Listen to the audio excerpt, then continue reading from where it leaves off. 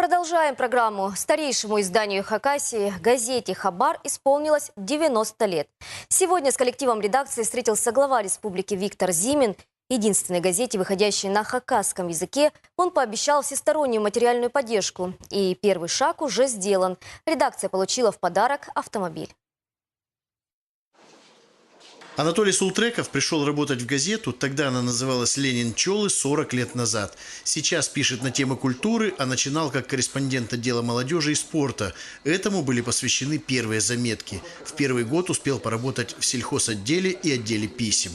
Тогда была такая практика, пока все отделы не пройдешь в нашей редакции, как-то там проверяли, на что ты годен. Самый молодой корреспондент редакции на сегодня – это Татьяна Кыштымова. В газете всего 1,5 года, отвечает за один из самых сложных участков, освещает социальную сферу республики. К нам в редакцию поступают письма, звонят наши читатели.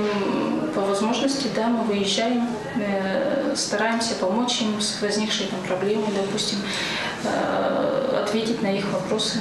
Все корреспонденты знают, что суета – это обычная практика жизни редакции. А сегодня, в день юбилея, суета особенная, праздничная. Хотя газетный номер на завтра никто не отменял. Материалы набраны, верстальщица вносит последние штрихи и спешит на последнюю предпраздничную редакционную планерку. Главный редактор Родион Сунчугашев напоминает о главных задачах газеты. Основная задача газеты, естественно, это освещение общественно-политической жизни Республики Хакасия, да?